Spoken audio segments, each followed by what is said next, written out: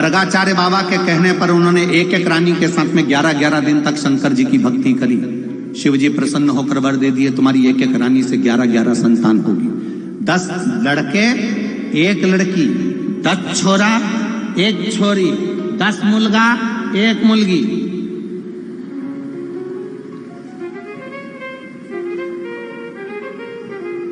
भगवान कृष्ण के यहां एक एक रानी से हुए 1,77,186 भगवान कृष्ण के बच्चे हुए। शिव की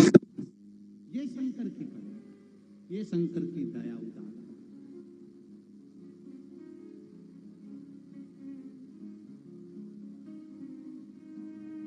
महाराज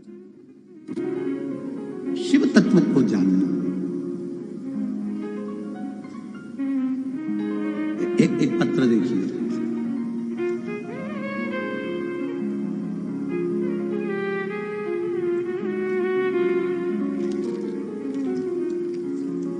मैं गजानन,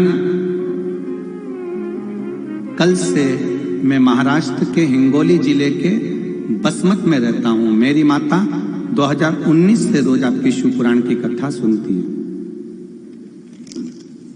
इसमें नाम तो कुछ दिया नहीं, पर पत्र ऐसा है जिसने लिखा हो अपनी जगह पे खड़े हो जाओ। अगर आपने लिखा ठीक है, दोनों हाथ ऐसे उठा दीजिए। श्री शिवाय नमस्ते।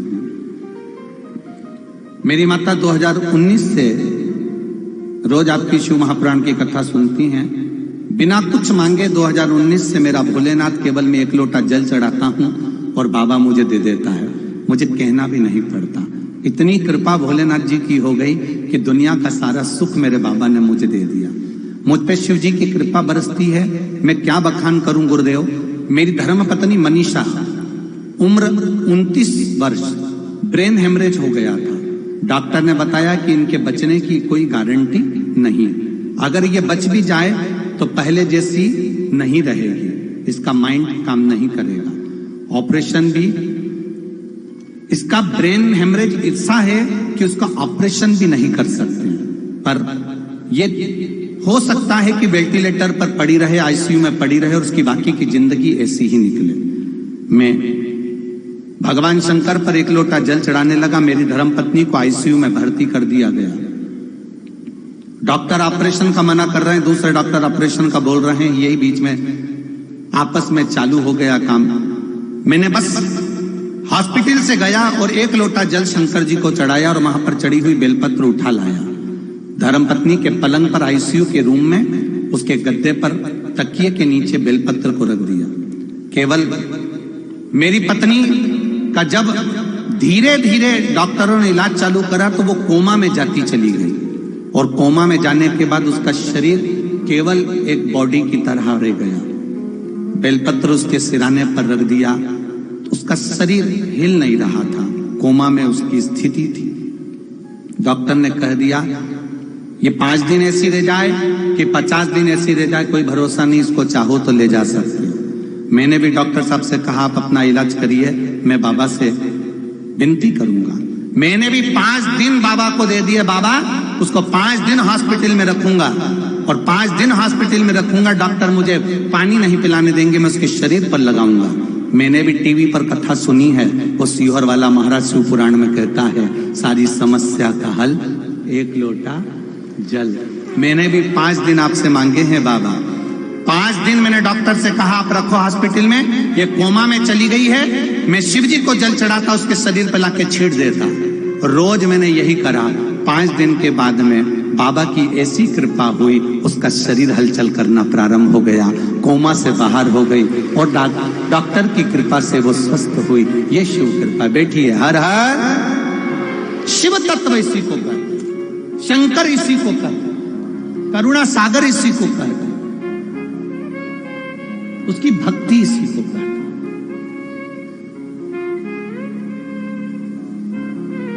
शिव की पूजन करना, शंकर पे जल चढ़ाना, शंकर का भजन करना, बेलपत्र चढ़ाना, ये ढोंग नहीं है, ये प्रपंच नहीं है, ये अंधविश्वास नहीं है, ये कोई जादू और टोना नहीं है, ये कोई बेल और भभूति नहीं है, ये कोई तंत्र विद्या या मंत्र विद्या नहीं है।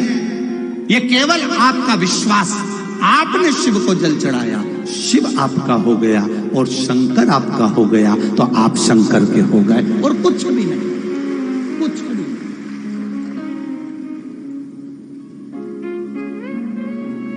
बोल बम का नारा है, जम के बोलो जरा, बाबा एक सहारा है। बोल बम का नारा है, केवल उसके सहारे पर, उसके भरोसे पर। भोलेनाथ दया करना, मैं तेरे भरोसे हूँ। मेरे बाबा दया करना, मैं तेरे भरोसे हूँ। ना घर के भरोसे हो, ना परिवार के भरोसे हो, ना घर के भरोसे हो, ना परिवार के भरोसे हो। आप भी बोलिए, मेरे बाबा दया करना, मैं तेरे भरोसे हूँ। मेरे भोले दया करना, मैं तेरे भरोसे हूँ। दुनिया ने छला मुझको, अपशब्द कहा मुझको। दुनिया ने छला मुझको, अपशब्द कहा मुझको। मेरे बाबा दया करना, मैं तेरे भरोसे हूँ। मेरे भोले दया करना, मैं तेरे भरोसे हूँ। आप उसके भरोसे पर रहो, आप उसके भजन में रहो, आप उसके कीर्तन में रहो। करो भजन।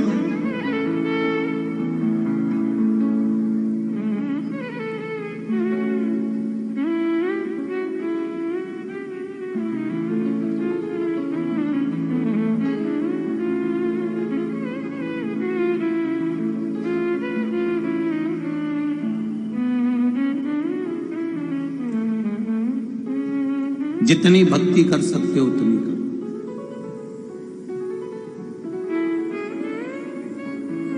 कल एक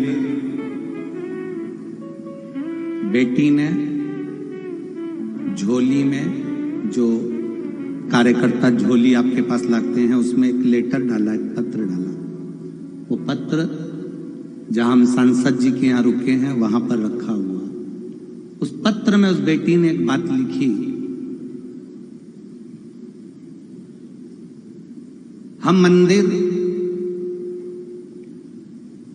अगर परिधान को बदल कर जाएंगे तो लोग हमको हंसते हैं। अगर मान लो मेरे को कॉलेज जाना है, ट्यूशन जाना है, और मैं जो कपड़े पहनी हूं, मान लो मैं जीन्स पहनी हूं, मान लो मैं टी शर्ट पहनी हूं, तो क्या मैं मंदिर में जाके पानी चढ़ाकर फिर जा सकती हूं? अपनी कोचिंग सुबह सुबह का टाइम रहता है, मंदिर जाने के कपड़े अलग पहनूं, फिर कोचिंग के कपड़े अलग पहनूं, इतना समय नहीं मिल पाता। क्या मैं वस्त्र पहनूं और चली जाऊं? हम उस बेटी से कहना चाहेंगे, भगवान तुम्हारे कपड़े देखने के लिए नहीं बैठा है, भगवान तुम्हारा दिल देखने के लिए बैठा है। कपड़े देखने के लिए दुनिया के लोग बैठे होंगे, पर मेरे महादेव, आज के जमाने की बेटियां और बेटे अगर मंदिर जा रहे हैं शिव मंदिर जा रहे हैं, 1 लोटा जल चढ़ाने जा रहे हैं, तो मेरा निवेदन है, बड़ी मुश्किल से इनको मंदिर का दरवाजा मिला है। अगर हम टोकना चालू करेंगे तो फिर मंदिर से गायब। बड़ा मुश्किल से ये मंदिर के द्वार तक पहुंचे। एक सास बहू पर ज्यादा नियम लगाती है ना, बहुत ज्यादा नियम लगाती है, बहुत ज्यादा नियम लगाती है, तो बहू फिर सास की नहीं सुनती। एक प्रश्न यहां सम्मुख में है, एक बहू से सास रोज एक ही बात कहती, एक एक दाना बीन बीन कर अच्छे से रखना, तिल्ली पूरी साफ करना, तिल्ली का लड्डू बनना है, कोई कचरा ना हो, एक एक दाना अच्छे से बीनना, एक एक दाना अच्छे से बीनना। ऐसी तिल्ली हुई और ऐसा तिल्ली का लड्डू हुआ, बेचारी बहू के बाल नोच लिए सास ने। अगली बार बहू विचार करेगी, मकर संक्रांति पे अपने मायके चली जाऊंगी, पर डोकरी के साथ नहीं रहूंगी। बोलोरी पर बनी की जीजियो, गलत कह रहे हैं। तुम ज्यादा परेशान करोगे, अगली बार त्योहार आया वो मायके चली जाएगी, मम्मी सीधे लड्डू बनाएगी, खिलाएगी, खाएगी और आ जाएगी। तुम बनाती रहो और खाती रहो। तुम ज्यादा कहोगी ना, एक एक तिल्ली को धोना, एक एक तिल्ली को साफ करना, एक एक तिल्ली को साफ करना।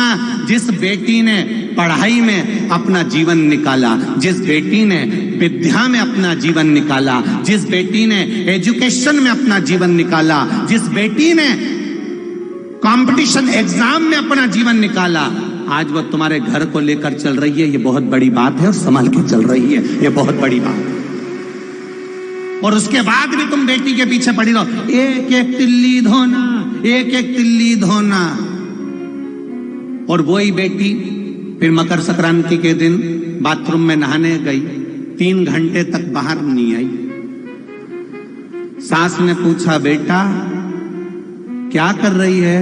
मम्मी एक एक बाल को शैम्पू कर रही हूं, एक एक बाल को अलग अलग शैम्पू कर रही थी तो नहीं आई। तुम्ही ने नियम बताया था, एक एक कचौड़ी अच्छे से तलना, एक एक पूरन पोली अच्छे से बनाना,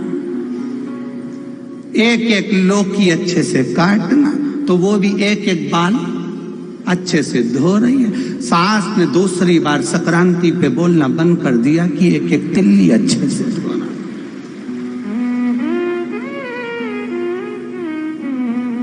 ज्यादा नियम लगाओगे तो तुम दुखी हो जाओगे। वो जा रहा है मंदिर तक, उसको जाने दो। वो जा रहा है भगवान के भजन तक, उसको जाने दो। वो जा रहा है कीर्तन तक, उसको जाने दो, जाए वो।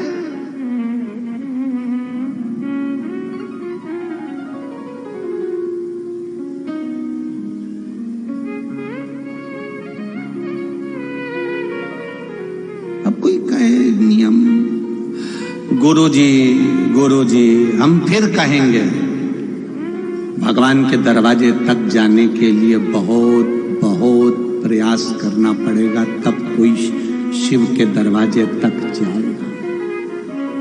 एक लोटा जल शिव भगवान को चढ़ाने के लिए वस्त्र नहीं, दिल चाहिए। हम कौन से कलर के कपड़े पहने जिससे हमें भगवान मिल जाए? हम कौन से कलर के कपड़े पहने जिससे हमें भोलेनाथ मिल जाए? हम कौन सा कपड़ा बदलें जिससे हमें भगवान मिल जाए? भगवान कभी कपड़े से नहीं मिलता, भगवान कलेजे से मिलता है। दिल बदलना पड़ता है, दिल बदलना। जब दिल बदलेगा तो ज्ञान अपनी जगह पर कह रहा है, विज्ञान अपनी जगह पर कह रहा है। ज्ञान भी कह रहा, विज्ञान भी कह रहा। समझ लो,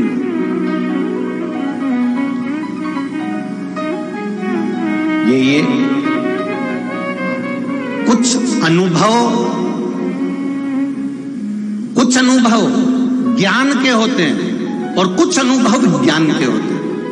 ना विज्ञान बुरा है ना ज्ञान बुरा है, ज्ञान से विज्ञान की प्राप्ति हुई है, ना कि विज्ञान से ज्ञान की प्राप्ति। एक पुलिस वाला थाने में बैठा था और एक व्यक्ति एक स्त्री के कपड़े में था इतना घूंघट था, चूड़ी पहना था, पाँव में पायल, बिछुड़ी, करदोनी, गजरा सब लगाया हुआ था, इतना इतना घूंघट डला हुआ था। वो व्यक्ति उस स्त्री को पकड़ के थाने में ले आया, वो महिला को पकड़ के थाने में लाया और महिला को पकड़कर थाने में लेकर आया और उसने थानेदार से कहा, सर साहब ये जासूस है, ये जासूस है। थानेदार बोला, तुम कैसे कह सकते हो कि जासूस है? अरे साहब, पहले तो ये औरत नहीं है, स्त्री नहीं है, ये नारी नहीं है, ये पुरुष है। थानेदार कह रहा है उसका पूरा लिहाज, जो वस्त्र है, आभूषण है, उसका पूरा स्वरूप बता रहा है कि स्त्री है, और तू कह रहा है कि पुरुष है। तू कैसे कह सकता है कि पुरुष है? साहब मैं कह रहा हूं ये पुरुष है। बुलाओ लेडीज कांस्टेबल को और इसके कपड़े उतारो। अब लेडीज कांस्टेबल को बुलाया गया, उसका आभूषण उतारना चालू करा तो मालूम पड़ा कि वो सही में पुरुष था। अब थानेदार को यह चिंता लग गई कि मैं नहीं पहचान पाया, तूने कैसे पहचान लिया कि यह पुरुष है? तू कैसे पहचाना? तो उसने कहा, साहब ये एक सोनार की दुकान के सामने से निकल के जा रही थी, सोनार की दुकान पर इसने पलट कर नहीं देखा, मैं उतनी देर में समझ गया कि यह स्त्री नहीं है। मैं उतनी देर में समझ गया कि यह स्त्री नहीं है, क्योंकि कितनी भी कैसी भी विपदा आ जाए, सोनार की हीरे की दुकान पे तो एक बार घूमकर देख ही लेती। स्त्री होती तो देखती, पुरुष था इसलिए नहीं देखा। अंतर। थानेदार ने उस व्यक्ति के पांव पकड़ लिए, तेरे बराबर विद्वान कहीं नहीं मिलेगा दुनिया में, इतना विद्वान। अब ज्ञान और विज्ञान का महत्व समझा रहे हैं। विज्ञान कहता है कान नहीं है, ज्ञान कहता है कि शरीर के रोम से सुना जा सकता। ये हमारा ज्ञान। आप शिव जी के मंदिर गए हो, शिवालय गए हो, शंकर जी के मंदिर में पहुंचकर आपने एक लोटा जल चढ़ाया है, शिव जी का भजन किया है, या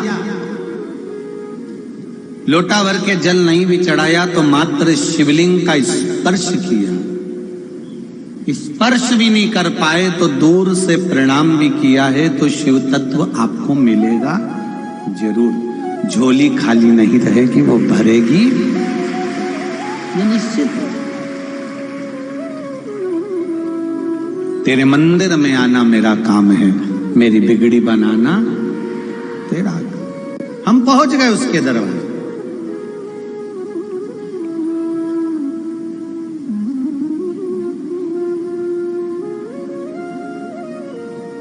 यहां इतने लोग बैठे हैं और मेरे परवणी के सारे भाऊ लोग बैठे हैं, इतने सारे लोग बैठे हैं। मैं पूछना चाहूं, क्या तुम सब अच्छे ड्राइवर हो? अरे बोलो तो जम के, सब अच्छे ड्राइवर हो क्या? यहां जितने बैठे हैं पुरुष लोग, जितने टीवी पर सुन रहे हैं, जितने मोबाइल पर सुन रहे हैं, तुम अच्छे ड्राइवर नहीं हो, फिर भी तुम अपनी पत्नी को, अपने बच्चों को गाड़ी में आराम से घुमाने ले जाते हो, घुमाने ले जाते हो। कथा तक भी तुम लेकर आ गए। कई कई तो ऐसे हैं जिनको गाड़ी नहीं आती तो भी यहां तक ले ही आए। कारण क्या है?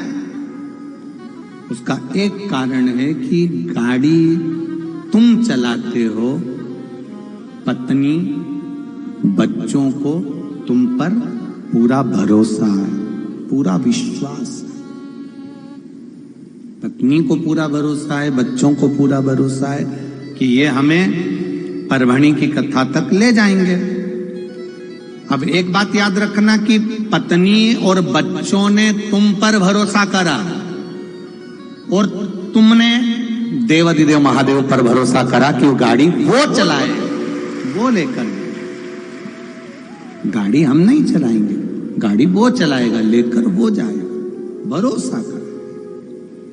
अब तुमने भरोसा किस पे करा कि सियोर वाला महाराज कथा में बोला है, और सियोर वाले महाराज ने भरोसा किस पे करा कि वेद व्यास जी ने शिव पुराण में लिखा है। अब वेद व्यास जी ने किस पे भरोसा करा तो कि उन्होंने बोला तो मैंने लिखा। भरोसा करा तो काम। एक पत्र आया, देखिए, देखो एक पत्र।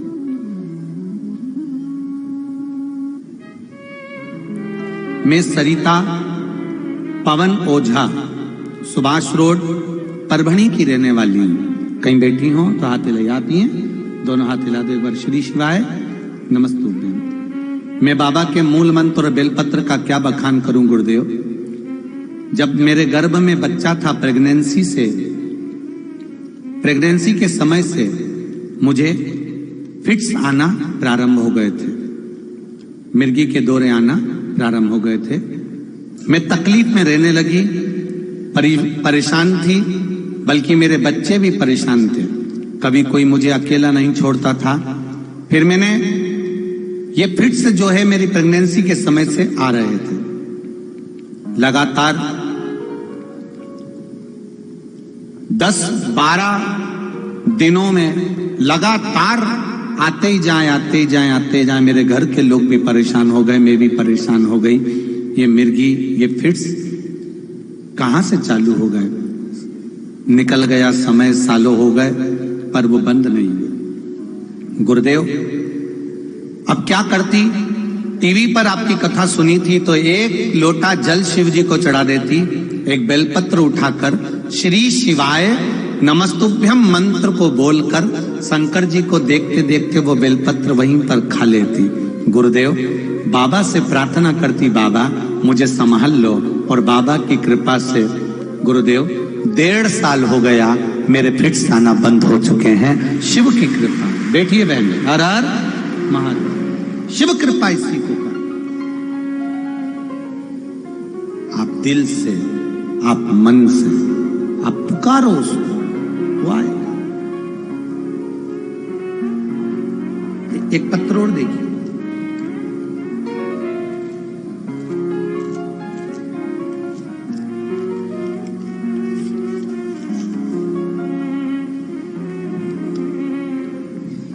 मेरा नाम कल्याणी रघुनाथ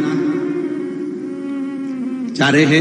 मैं जिला बंकी अंबाजोगाई से आई हूँ। बीड़, जिला बीड़ अंबाजोगाई से आई हूँ। कहीं बैठी हो तो हाथ हिलाइएगा, जहां कहीं भी बैठे हो।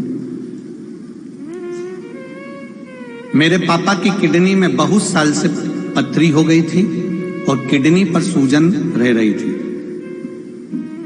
किडनी के पास में पथरी होने के कारण बस शरीर भी बेकार होता चले जा रहा था। डॉक्टर ने बोला कि इनका ऑपरेशन करना पड़ेगा, पथरी निकालना पड़ेगा।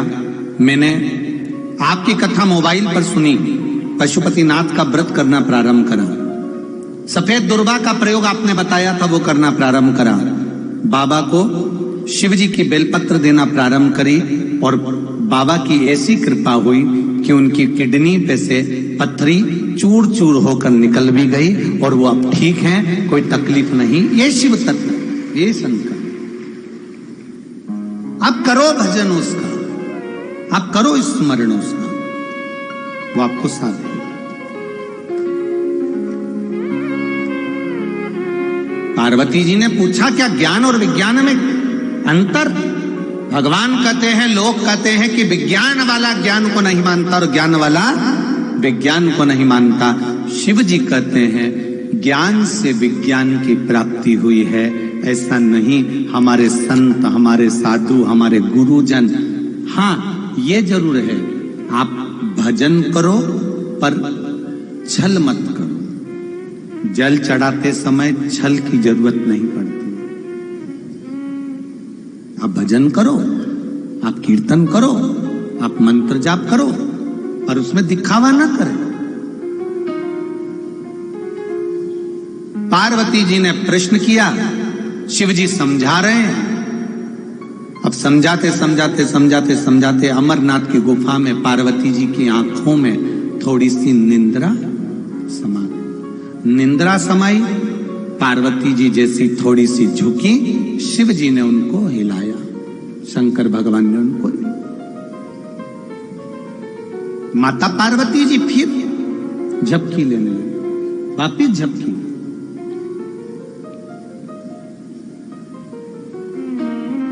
फिर किसी ने हिला, शिव जी ने फिर हिलाया।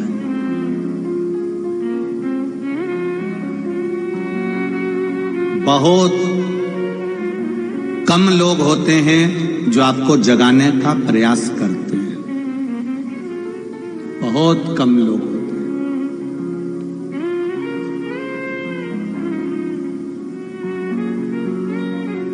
जो आपको जगाने का प्रयास करें। एक होती है मां, पिता, बहन, भाई, ये बहुत प्रयास करते हैं। एक गुरु होता है जो जगाने का प्रयास करता है। बहुत कम लोग होंगे जो जगाएंगे। काम, लोभ, आसक्ति, वासना, तृष्णा से कोई तुम्हें जगा रहा है, समझ लेना असली है, वो नकली नहीं हो सकता। जो तुम्हें जगा रहा है, कई लोग ऐसे हैं जो तुम्हें सोता हुआ देखना पसंद करते हैं, पर घर की मां बचपन में बच्चे को सोता हुआ देखना पसंद करती है। यहां जितनी माताएं बैठी हैं, लाखों की संख्या में लोग आए हुए हैं, इनमें जितनी माताएं बैठी हैं, इन माताओं से पूछना, बच्चा छोटा है, सो रहा है, आपको अच्छा लगेगा। बच्चा सो रहा है, आपको अच्छा लगेगा। छोटा है, सो रहा है, अच्छा लगेगा।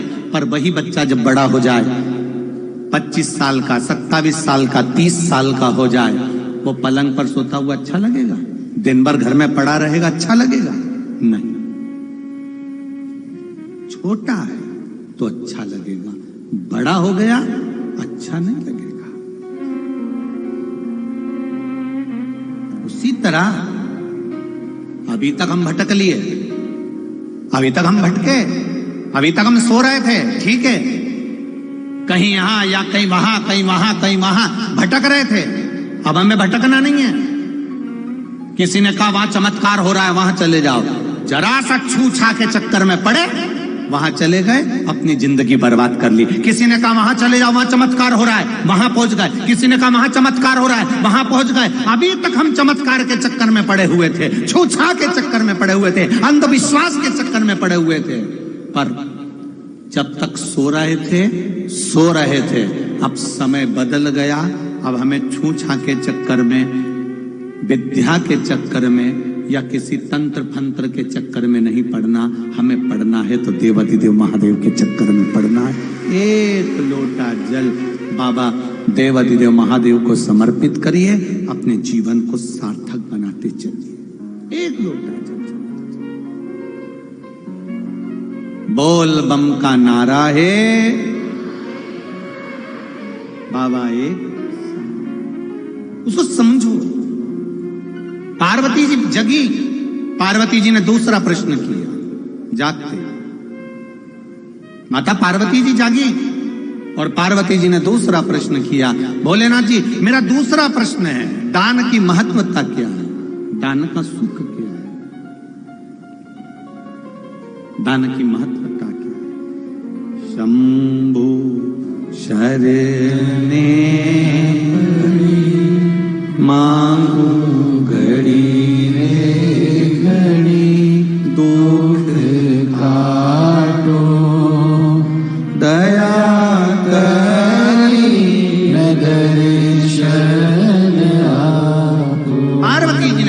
प्रश्न करा, दान का महत्व आज क्या है? जम के बोलो जरा। मकर संक्रांति। तुमने दान दिया होगा, बोलो तो सही। किया दान? कोई कोई चीज का, कोई कोई चीज का, कोई कोई चीज का। दान का महत्व जानते हो आप लोग?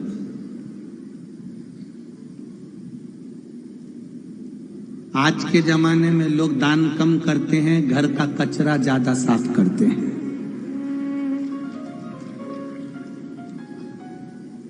जो किसी काम की चीज नहीं हो वो संक्रांति पे दे दूंगी, जो किसी काम की।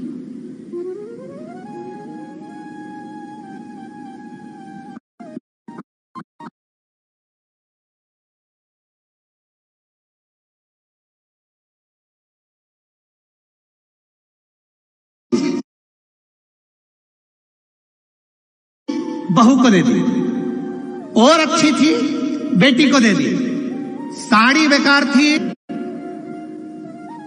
परभणी में हो रही थी श्रीमद् भागवत, बोल दो बोल दो।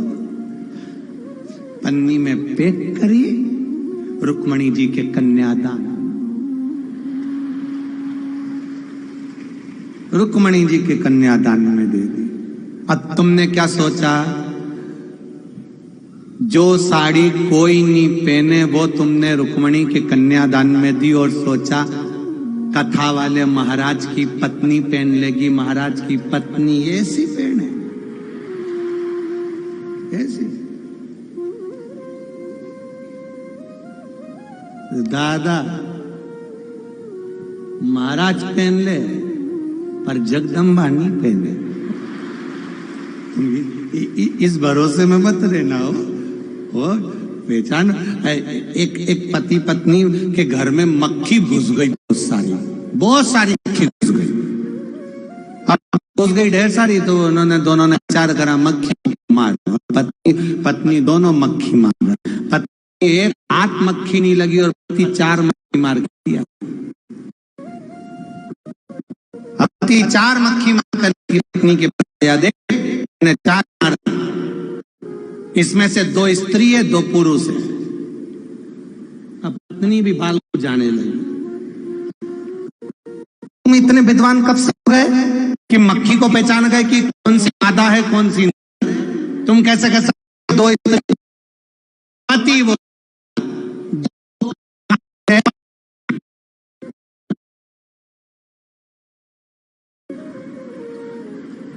मैं समझ गया था। जो दिन भर दर्पण से चिपकी रहे वो पत्नी होगी, वो स्त्री होगी। विद्वान था, परभणी का था, विद्वत्ता था, पहचान गया कि ये दर्पण पे बैठी है, कांच पे बैठी है और दर्पण से चिपकी है, मतलब ये 2 बोलो तो स्त्री है। और बेचारे वो 2 जो घूम रहे थे, कान पे बैठ रहा, इधर बैठ रहा। इससे पहचान हो जाती है कि कौन क्या। तो ये समझ वाला स्मरण। पार्वती जी ने कहा दान की महत्वता क्या है, दान किसको कहते हैं, दान की पूर्णता क्या, दान का स्मरण। आज के जमाने में दुनिया के लोग दान वो चीज देते हैं जो घर में किसी काम की नहीं रहती, किसी काम की नहीं। एक शॉल ना जाने कितनी जगह से घूम जाता है, एक गिफ्ट का आइटम बार बार घूम फिर के वहीं से जाता है। दान क्या चीज है? नचिकेता के पिता ने दान दिया था, शिव कथा कह रहे। नचिकेता के पिताजी ने दान दिया तो सारी वस्तुएं दान कर रहे थे, गाय दान कर रहे थे, बछड़ा दान कर रहे थे, सामान दान कर रहे थे। इतने में नचिकेता ने कह दिया पिताजी गाय देना है तो दूध वाली दीजिए, हाथी देना है तो युवान दीजिए, घोड़ा देना है तो युवान दीजिए, जो किसी काम का नहीं उसको देने से लाभ क्या।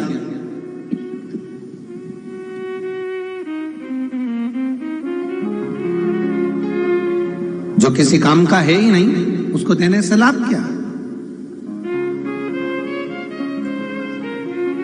नचिकेता के पिताजी को यह ज्ञात हो गया कि मेरा बेटा सही कह रहा, जो अपनी प्रिय वस्तु है, अपने को जो प्रिय है, दान उसका किया जाता है। दान का मतलब यह नहीं होता कि जो किसी काम का नहीं हो। अभी संक्रांति पे माताएं 13-13, 12-12 कितनी चीज बांटती हैं, 13-13 सामान बांटती हैं। सामान वाले के यहाँ जाती हैं, सामान लेकर आती हैं और वहां भी पूछ कर लेकर आती हैं। 5-5 रुपए वाला है, 5-5 रुपए वाला। अब 5-5 रुपए का वो डब्बा, वो सामान किस काम का। यहाँ जितने लोग बैठे हो तुम्हारे घर में, वो संक्रांति का सामान पिछले साल का अभी तक कहीं ना कहीं पड़ा है, और ये भी सामान कहीं ना कहीं पड़ा रहेगा, फिर वो सामान कहीं ना कहीं पड़ा रहेगा। शिव महापुराण की कथा कहती है, दान उस वस्तु का होना चाहिए जो तुम्हारे लायक हो, तुमको प्रिय हो, तुम्हारे आनंद के अनुकूल हो। तो यहां तक शिव पुराण कहती है कि प्लास्टिक का सामान देने से अच्छा है श्री शिवाय नमस्तुभ्यम कह दो, उतने में ही काम चल जाता है। राधे राधे कह लो, सीताराम कह लो, जय श्री राम कह लो, जय श्री कृष्णा कह लो, विठल पांडुरंगा कह लो, उतने में काम चल जाता। पार्वती जी सुन रही थी, नैनों में निंद्रा समा गई। समाई निंद्रा, पार्वती जी झपकी फिर भरने लगी। अब की बार पार्वती जी ने झपकी भरी, जगाया नहीं जगी, फिर जगाया फिर नहीं जगी। क्रोध आ गया शिव जी को। शंकर भगवान ने पार्वती जी को हिलाया। सोते को जगाना, जो काम में सो रहा है, लोभ में सो रहा है, आसक्ति में सो रहा है, वासना में सो रहा है, उसको जगाना श्रेष्ठ है। जगाओ। कोई कथा में सोए तो भी जगा दो। वैसे तो कोई सोता नहीं है, पर फिर भी मान लो सो जाए, कोई भरोसा नहीं, जगा। सो रहे हो, उठो जरा, जगाइए। जगाने का प्रयास करें। पार्वती जी को जगाया, शिव जी को क्रोध आ गया और देवाधिदेव महादेव ने कहा, पार्वती बार बार तू झरोके ले रही है, बार बार झोंके मार रही है, सो रही है। पार्वती जी ने कहा, भोलेनाथ जी मैं सो नहीं रही, मैं नहीं सो। शिव जी कह रहे हैं, पार्वती एक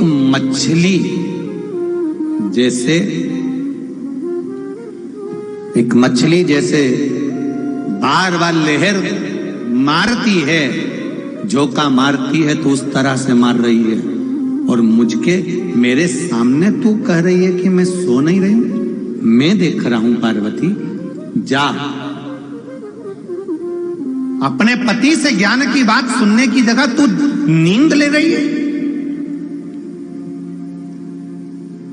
वक्ता, परसों की कथा, वक्ता समझाए और तुम समझ गए तो अच्छा है, नहीं समझोगे तो वक्त समझा देगा, और वक्त समझाएगा तो रो रो के समझाएगा। वक्त समझाएगा पर वो रो रो के समझाए। वक्ता समझाए, समझ।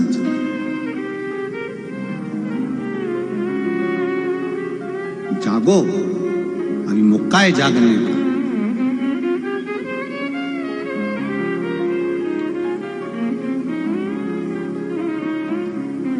यहां पर गश्ती लगाने वाले आते कि नहीं आते मालूम नहीं। हमारे शहर में, सीहोर में, रात्रि के समय सीटी बजाने वाले आते हैं, आधी रात को सीटी बजाते हैं, चिल्लाते हैं डंडा बजा के, जागते, अरे बोलो तो जागते रहो।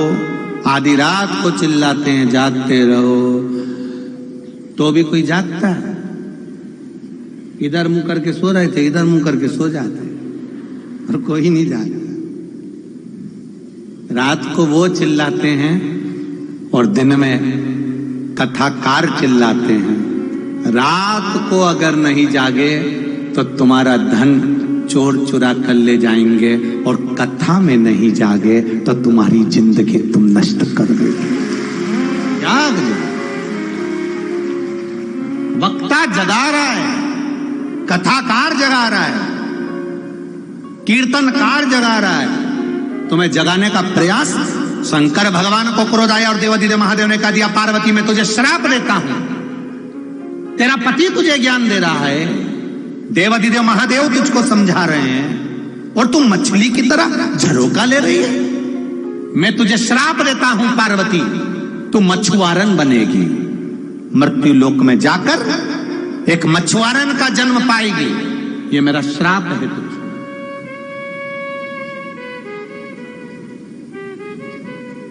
विचार करिएगा, 84 लाख योनियां जब चालू होती है तो उसमें सबसे पहली योनि आती है मछली की योनि। गरुड़ पुराण सुना है कि नहीं सुना? अरे बोलो तो जम क्या। गरुड़ पुराण में लिखा है 84 लाख योनियां चालू होती है, तो 84 लाख योनि में सबसे पहली योनि आती है मछली की योनि। सबसे पहली योनि है मछली की। तो किसी ने पूछा कि मछली की योनि सबसे पहले क्यों आती है? क्योंकि ये मनुष्य की योनि पाने के बाद पानी के मोल को नहीं समझती। जब देखो जब मुंडा धोने पड़ती, कपड़े धोए तो इतना पानी फेंके, हाथ धोए तो पानी फेंके, और वो पानी भगवान ने फ्री दिया है, गिफ्ट में दिया है। जल नारायण परमात्मा ने खुश होकर दिया है, उसके महत्व को नहीं समझ पाती। इसलिए पहली योनि, बोलो जम के बोलो, मछली की है। तो जीजियों जरा अच्छे से सुन लेना, और जितने परभणी के जीजा बैठे हैं वो भी सुन लो। अगर ये मछली बनी तो तुम भी मछला बनो। तो थोड़ा ध्यान रखिएगा। बड़ी पहली 84 लाख योनि में पहले नंबर की योनि है मछली। पहले नंबर। जल का सदुपयोग करो, प्रकृति का सदुपयोग करो, वृक्षारोपण करो, जिससे हमारी पृथ्वी हरी भरी हो और ये जीवन सार्थक। समझो उसके महत्व को। हम नहीं समझते। जब कोरोना महामारी आई तब ऑक्सीजन की मशीन याद आई। इससे पहले कोई नहीं जानता था कि ऑक्सीजन की मशीन भी होना चाहिए। ऑक्सीजन की मशीन की तो जरूरत ही नहीं पड़ती। अगर अपने पूरी कॉलोनी में पेड़ ही पेड़ लगे होते, वृक्ष वृक्ष लगे होते, तो फिर ये ऑक्सीजन की जरूरत नहीं पड़ती। जरूरत जब पड़ी, जब हमारे पृथ्वी पे से पेड़ कटना प्रारंभ हो गए, वृक्ष कटना प्रारंभ हो गए, वृक्ष समाप्त होने लगे, तब समझ में आया। मेरा श्राप है पार्वती, तुझको तू मछुआरन बनेगी। पार्वती जी की आंख से आंसू बहने लगे, मुझे क्षमा कर दो नाथ, गलती हो गई। पार्वती तू मेरा कहना नहीं मान रही, मैं तुझे कथा कह रहा हूं, सुना रहा हूं, और तू बार बार झपके ले रही है एक मछली की तरह। पार्वती की आंख में आंसू भर गया, क्षमा करो नाथ। शिव जी ने क्षमा नहीं करा। पार्वती जी पृथ्वी पर गई, एक पेड़ के नीचे, वृक्ष के नीचे पार्वती जी छोटी सी कन्या के रूप में रोने लगी। कन्या के रूप में रो रही है।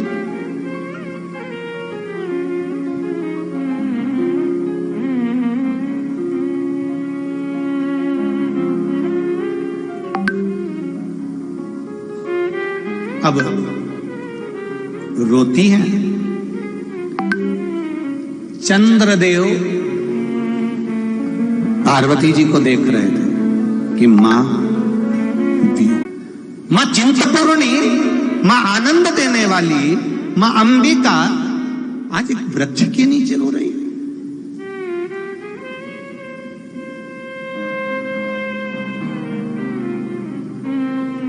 अश्रु का बिंदु नीचे गिर रहा था। चंद्रदेव ने उस अश्रु के बिंदु को मां के उठा लिया। अश्रु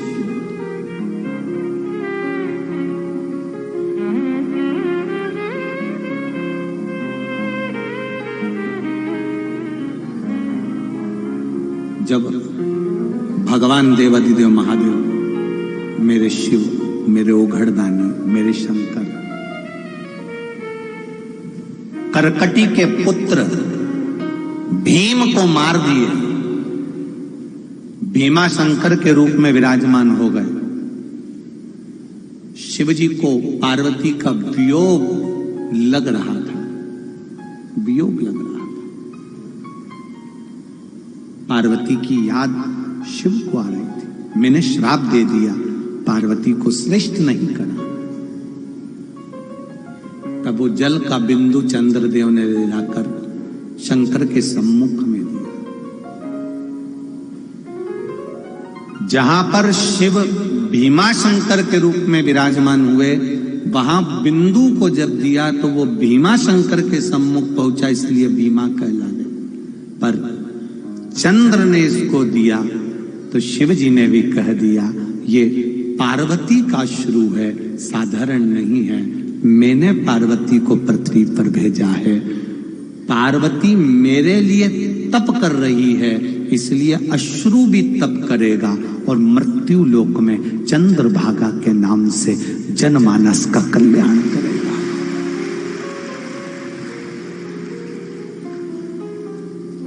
कब काम आया वो चंद्रभागा का तट, चंद्रदेव के हाथ का वो अश्रु। भगवान शिव ने कह दिया पार्वती को, तुम मछुआरन बनेगी। पार्वती छोटी सी कन्या के रूप में रो रही है, आंख से अश्रु बह रहा, जल बह रहा, गिर रहा।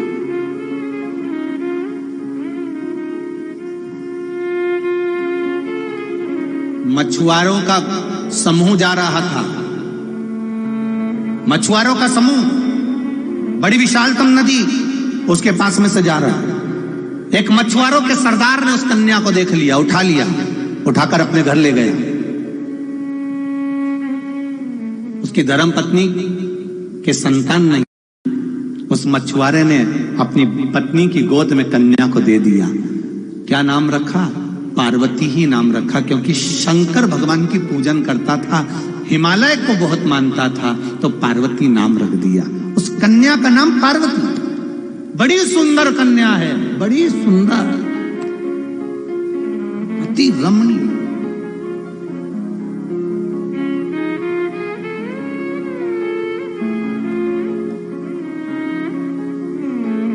दुनिया की सुंदर नदियों में जैसे मंदाकिनी है, सरस्वती है, गंगा है, गोदावरी है, नर्मदा है, ऐसी सुंदर नदियों में मां चंद्रभागा भी है।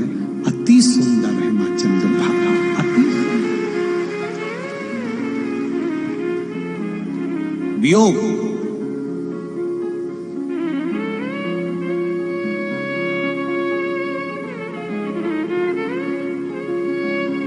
कन्या धीरे धीरे धीरे धीरे बड़ी होने लगी, कन्या बड़ी होने लगी। जब कुछ अवस्था पाई पार्वती जी ने, मछुआरे ने नाम उनका पार्वती रख दिया। कुछ अवस्था पार्वती जी की आई, बड़ी सुंदर माता पार्वती थी। उनको जितने मछुआरे वहां से निकलते थे वो पार्वती जी की सुंदरता को देखकर मुग्ध हो जाते थे। माँ है आखिर, माँ की सुंदरता तो इतनी होती ही है, सुंदरता तो होती है। बड़ी सुंदर है माँ। और महाराज, अरे बड़ी सुंदर है माँ तेरी नगरी, भोले पैदल चले आ रहे हैं। बड़ी सुंदर है माँ तेरी नगरी।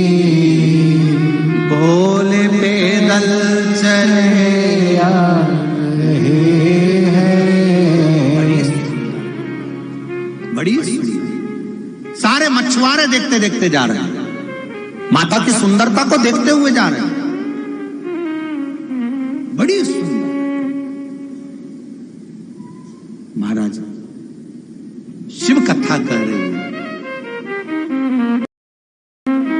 करोड़ों रुपए का, उससे तुम्हारी सुंदरता नहीं हो सकती। लाखों रुपए के जेवर पहनो, हार पहनो, हथफूल पहनो, कड़ा पहनो, चूड़ा पहनो, पायल पहनो, करधनी पहनो, मांग का टीका, कान के कुंडल पहनो, नाक की नथनी पहनो, उससे तुम्हारी सुंदरता नहीं हो सकती। करोड़ों रुपए के सोने से, हीरे से, जेवर से नारी की शोभा नहीं है जितनी शोभा नारी की मर्यादा से होती है। जितनी शोभा मर्यादा से, नारी जितनी मर्यादा में रहती है, कायदे में रहती है, उतना उसका जीवन सार्थक होता है। हम कई बार कथाओं में कहते हैं, बेटी की जब विदाई होती है तो उसको पहले के समय में बेटी की विदाई में बेटी को समझाया जाता था कि बेटी ससुराल में रहियो तो चांद बने, बेटी ससुराल में रहियो तो चांद बने के, हीरा और पन्ना की दुकान बन के, हीरा और पन्ना की दुकान बन के, बेटी ससुराल में रहियो तो चांद बनेगी। बेटी ससुराल में हीरे और पन्ने की दुकान बंद कर रहना, पान की दुकान नहीं।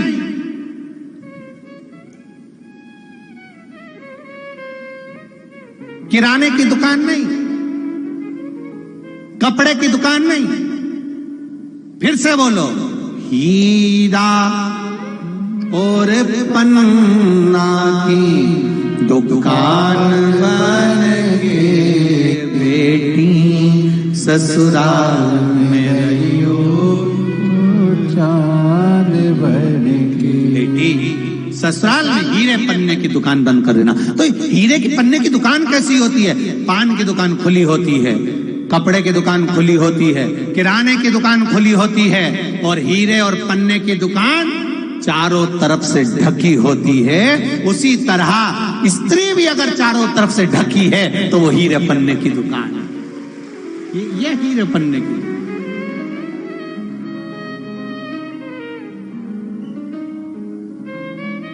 अब आज का समय थोड़ा सा बदल गया।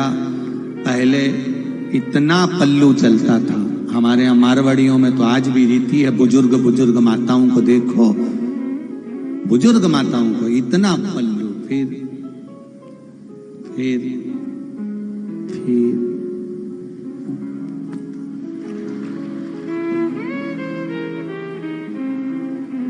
गया। अब तो बहू 2 बार इतना पल्लू करती है, जब शादी करके आती है तब, क्योंकि मुंह दिखाई में सोने की रकम मिलती है। और दूसरी बार इतना पल्लू तब करती है जब घर में कोई बुढ़ा बुढ़ी मरे तब, क्योंकि आंख में आंसू तो एक भी नहीं आते, बस डिजाइन में अंदर से चिल्लाती रहती है। आंसू तो आना नहीं, केवल डिजाइन में चिल्ला रही है, केवल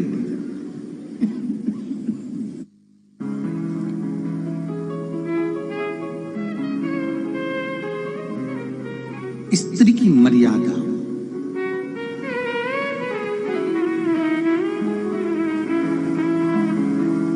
नारी की मर्यादा उसका आभूषण है। उसका आभूषण है नारी की मर्यादा। जितनी मर्यादा में रहेगी ना उतना उसका आभूषण रहेगा।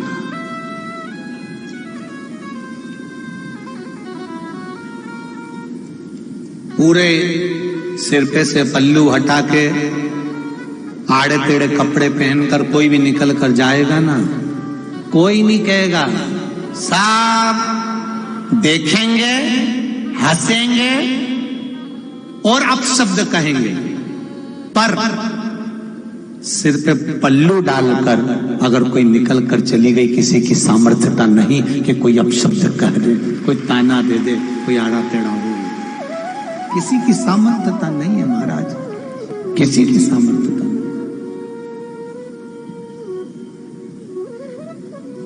मर्यादा स्त्री की। पार्वती जी छोटे से बड़ी हो गई, सुंदर थी, अति सुंदर थी, सारे मछुआरे उनको देखते हुए जाते थे। समय आया, शंकर भगवान आज बैठे हुए थे, भीमा शंकर बैठे हुए थे, भगवान शिव बैठे हुए थे। नंदी ने भगवान देवाधिदेव महादेव को देखा। आज भगवान शंकर का स्वरूप देखकर नंदी समझ गए, मेरा बाबा आज मौन बैठा हुआ है पर चेहरा उतरा हुआ,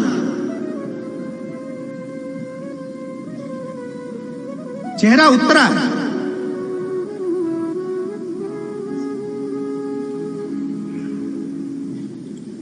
एक छोटी सी बात के लिए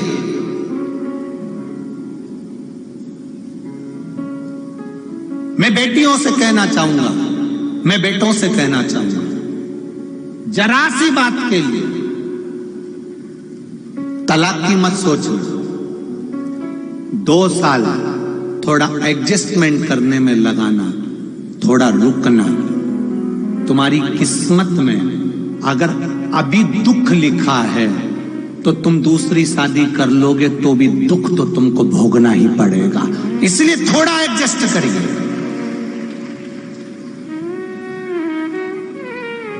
एकदम निर्णय मत लेना कि मुझे तलाक चाहिए, मैं इनके साथ नहीं रह सकती, मुझे अलग रहना है, मैं दूसरी शादी कर लूंगी, सुखी हो जाऊंगी। अंदाजे में मत रहना। जब पहली किस्मत में दुख लिखा है तो तू 4 भी शादी कर लेगी तो तेरी किस्मत में दुख लिखा रहेगा। इसलिए थोड़ा सा एडजस्ट कर चल, थोड़ा सा संभल कर चल। और कई पुरुष लोग कह देते, कई लड़के लोग कह देते, ये मेरे लायक नहीं है, मैं इसके साथ नहीं रह सकता, मैं इसके साथ नहीं रह सकता। तो अभी तो तुझे जगदम्बा मिली है, आने वाले समय में चंद्र घंटा मिलेगी, तू क्या चिंता कर, थोड़ा एडजस्ट, थोड़ा।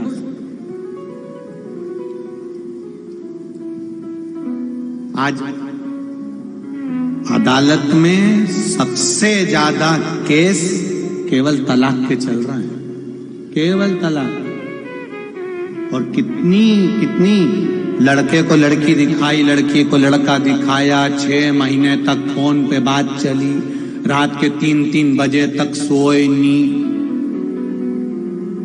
दिन भर लैपटॉप पे काम करे, रात भर बात करे।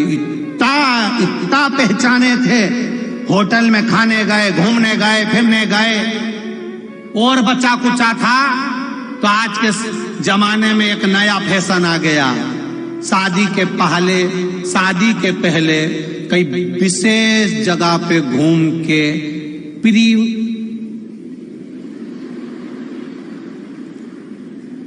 क्या बोलते हैं वो, फोटो मोटो खींचते ना, पहले ही, शादी के पहले ही घूमी आए, हाथ पकड़ के गाड़ी पे गले में भैया डाल के। और अरे धिक्कार है तुम्हारे जीवन में कि शादी में बड़ी सी LED लगा के उन नमूनों का फोटो दिखा, धिक्कार। और बुढ़े बुढ़े लोग, घर के बुजुर्ग सोफे पे बैठ के, बहू जिसको कायदे में रहना था उसको ऐसे ऐसे कपड़े पे दिखा रहे, बेचारे बुजुर्ग गुलाब जामुन खा रहे। कई बोले क्या बोले, चंद्रभागा में से चुल्लू भर पानी लिया। और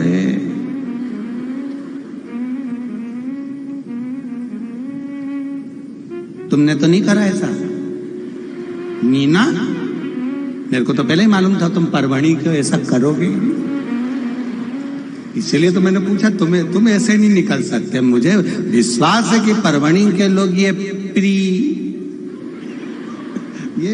ये परवड़ी के लोग ऐसा नहीं कर सकते। ये फ्री वाले करेंगे, फ्री वाले करे सो तो। पर विश्वास रखना, बुजुर्गों के सामने अपनी आने वाली बहू का नमूना पेश मत करना, उसको ऐसा मत दिखाना। जो बहू तुम्हारे घर की लक्ष्मी है, तुम्हारे घर की बेटी है, तुम्हारे घर की पूंजी है, तुम्हारे घर की तिजोरी का धन है, उसको 4 लोगों में स्टेज प्रोग्राम में ऐसा LED लगा के मत दिखाना कि लोगों की आंख भी नीची हो जाए। ऐसा मत दिखाना, मत दिखाओ। क्या दिखाना? थोड़ा हमारी बात का बुरा जरूर लगेगा आप लोगों को, लगे तो लग जाए, उसमें कोई टेंशन वेंशन की बात नहीं है। हो लग जाएगा तो अगली बार नहीं बुलाओगे, उसमें कोई दिक्कत वाली बात नहीं। तुम मत बुलाना, सांसद जी तो बुलाएंगे, तो उसमें तुम्हें टेंशन नहीं। तो सुधरो, थोड़ा सुधरो, थोड़ा सुधरो।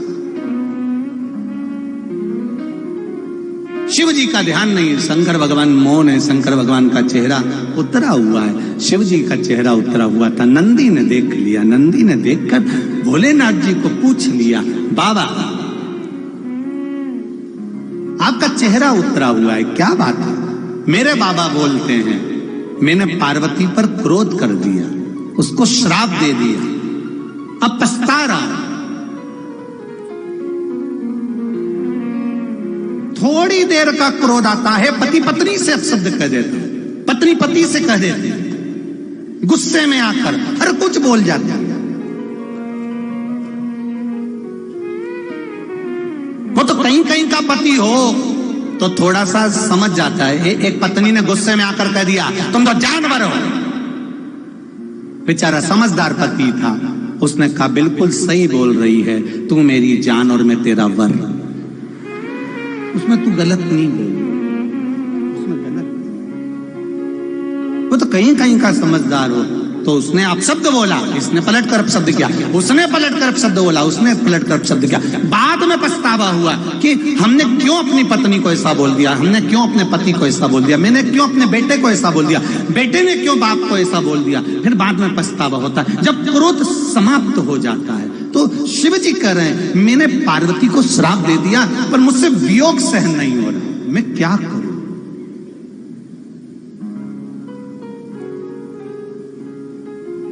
अब वियोग सहन नहीं हो रहा।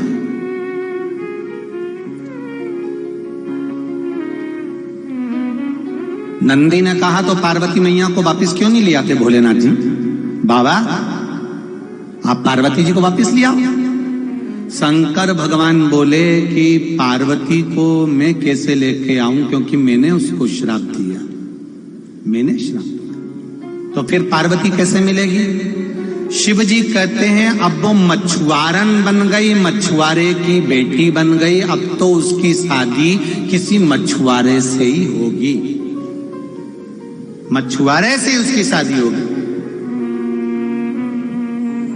बिना मछुआरे के शादी नहीं हो सकती, पार्वती ऐसे नहीं आ सकती, उसको तो मछुआरे से शादी करना पड़ेगी। तो नंदी ने कहा तो फिर क्या करूं मैं? फिर एक काम करो ना बाबा, आप मछुआरा बन के क्यों नहीं चले जाते? शिव जी बोलते मैं और मछुआरा? हाँ, भगवान शंकर ने मना कर दिया, मैं नहीं बन सकता। नंदी ने लीला रचना प्रारंभ कर दी। नंदी, जब पति और पत्नी का संबंध टूट रहा हो, अदालत में बात जा रही हो, तो मेरा बेटी के माँ बाप से भी निवेदन है और बेटे के माँ बाप से भी निवेदन है कि इन दोनों को कैसे भी जोड़ने का प्रयास करना, भड़का कर जहर घोल कर अलग करने का प्रयास मत कर। मेरा बेटी के माँ बाप से भी निवेदन है और बेटे के माँ बाप से भी निवेदन है, इनको जहर मत घोलना कान में। वो तो ये सही है, हमने तो पता नहीं करा, हमें क्या मालूम था कि इतना बेकार होगा। इतना बेकार होगा हमको नहीं मालूम था। तो शादी के पहले तो तू बहुत तारीफ कर रही थी, इतना बढ़िया है, इतना बढ़िया है, लड़की इतनी बढ़िया है। गुरुजी हम 8 लोग देखने गए, उसके मुंह से आवाज नहीं निकली, इतनी सीधी लड़की, इतनी सीधी। तो गुरुजी ने भी कह दिया वो अभी नहीं बोली है, जब वो बोलेगी तो तू भी टोलेगी। अभी काहे बोली?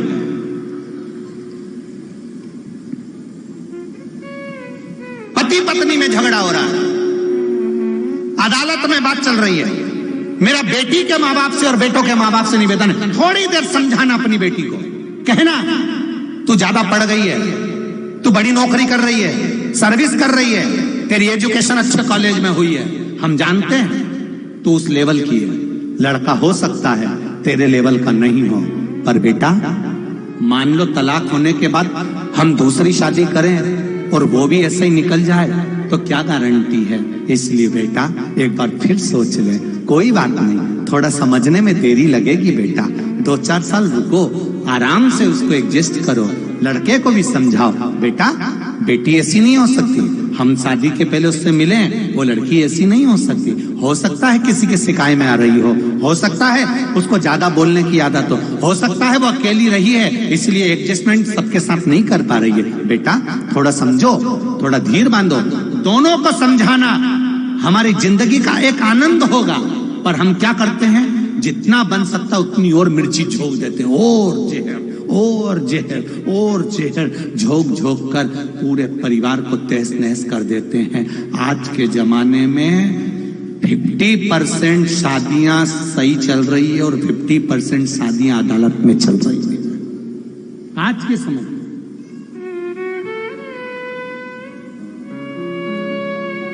हम समझाना भूल गए, हम अब समझाना नहीं चाहते। नंदी समझाना चाह रहा था, भोलेनाथ जी नहीं समझे तो नंदी ने चाल चली, नंदी ने चाल चलना पड़ा। कभी कभी माँ बाप को चाल चल देना चाहिए। एक लड़की डॉक्टर की बेटी अपने पति के साथ सही से नहीं रह पा रही थी तो उसने अपने पापा से कह दिया, पापा मैं अपनी सास के साथ नहीं रह सकती, वो बहुत गंदी है, बहुत आड़ा टेढ़ा बोलती है, मैं उसके साथ नहीं रह सकती। पापा या तो मुझे जहर दे दो या मेरी सास को जहर दे दो। पिताजी ने देखा कि बेटी को बहुत क्रोध आ गया है। पिताजी ने कहा, बेटा 3 महीने की पुड़िया बनाकर दूंगा, एक एक पुड़िया सास की चाय में मिलाकर पिलाते जाना, तुझे मारने की जरूरत नहीं पड़ेगी। एकदम जहर दे देंगे तो सास मर जाएगी, नाम अपना खराब हो जाएगा। पुड़िया डालना चाय के अंदर, धीरे धीरे स्लो स्लो पाइजन चलता रहेगा। पर एक बात याद रखना बेटा, 3 महीने में सास मर जाएगी, पर तू 3 महीने सास की अच्छे से सेवा, बस 3 महीने तो करना है, कर दूंगी, कैसे भी एडजस्ट करूंगी, वो कितना ही बोलेगी मैं नहीं बोलूंगी। 3 महीने तुम पुड़िया दे दो। बेटी को 3 महीने की पुड़िया बनाकर दे दी, चाय में मिलाती, सास को देती। सास कुछ भी कहती, वो कुछ जवाब नहीं देती, अच्छे से रहती। सास को भी लगा जब से मायके से आई है थोड़ा बदल गई है। सास ने भी बोलना बंद कर दिया। 1.5 महीना निकल गया। सास ने कहा, बेटा त्योहार आ रहा है, चल मैं तुझे बाजार ले चलूं। सास उसको बाजार ले गई, साड़ी दिलाई, रकम दिलाई, पाँव की चप्पल दिलाई, सब दिलाकर लेकर आई। सास और बहू में धीरे धीरे प्रेम बढ़ने लगा। 15 दिन की दवाई और रह गई थी कि बहू दौड़कर अपने मायके पहुंच गई। पापा कुछ भी करो पर मेरी सास को मरने मत देना, मेरी सास जैसी कोई सास नहीं। पिता ने कहा, बेटी मैंने उसको मरने के लिए कोई दवाई नहीं दी, मैंने तो केवल तुम दोनों का प्रेम बढ़ाने के लिए भगवान शंकर से प्रार्थना करी थी कि इनका प्रेम बढ़ जाए, बस वही ड्यूटी थी। वो प्रेम बढ़ा, हम नफरत देख रहे हैं, तुम प्रेम बढ़ा। नंदी ने प्रेम बढ़ाया। नंदी एक बड़ी मछली का रूप लेकर भीमा नदी में कूद गया। नंदी एक बड़ी मछली का रूप लेकर नदी के अंदर प्रवेश कर गया। नंदी नदी के अंदर प्रवेश करा, मछुआरे अपनी नाव लेकर जा रहे थे, जाल बिछाते थे। जो जाल मछुआरे बिछाते थे, नंदी वो मछली का रूप रखकर, बड़ी मछली का रूप रखकर पूरे जाल को काट देता था, नाव को पलट देता था। कई मछुआरे मरने लगे, जाल कटने लगे, सब तरह हाहाकार मचने लगा। सारे मछुआरे चिल्लाने लगे, हमारी नाव पलट रही है, जाल काटे जा रहे हैं। एक मछली नदी के अंदर आ गई जो सही नहीं है, करे क्या? सबने सरदार से कहा। सरदार ने कहा, जो उस मछली को पकड़ लेगा या उस मछली को मार देगा जो मेरे मछुआरों को परेशान कर रही है, मैं अपनी सुंदर कन्या पार्वती का विवाह उसी के साथ कर दूंगा। सुंदर कन्या पार्वती का विवाह उसके साथ कर दूंगा। अब सारे मछुआरे मारने के प्रयास करने लगे, पर मछली किसी के हाथ में नहीं आती। तब देवताओं ने भगवान शिव को पुकारा। शंकर भगवान मछुआरा बनकर आए, बड़ा सा जाल बिछाया, नंदी उसमें फंस गए, लेकर आए। मछुआरे ने हाथ जोड़कर कहा, आप तो शिव के अवतार लगते हो, हम सबको बचा लिया आपने। आपके साथ मेरी बेटी पार्वती का विवाह करता हूं। और पार्वती का विवाह शिव के साथ कर दिया। शंकर भगवान ने कहा, पार्वती तुम मछुआरन बनी, मैं मछुआरा बना। छोटा सा बच्चा है, 4 महीने का, 3 महीने का, 5 महीने का, वो बोलता नहीं है, बताता नहीं है कि मुझे क्या तकलीफ है। मां पहले नंबर का गुरु होती है। जो छोटा सा बच्चा अगर रो रहा है तो मां पहचान जाती है कि इसका पेट दुख रहा है, कि इसका पांव दुख रहा है, कि इसका हाथ दुख रहा है, कि इसके मुख में कुछ हो रहा है, कि इसको देखने में तकलीफ हो रही है, कि इसको सुनने में तकलीफ हो रही है।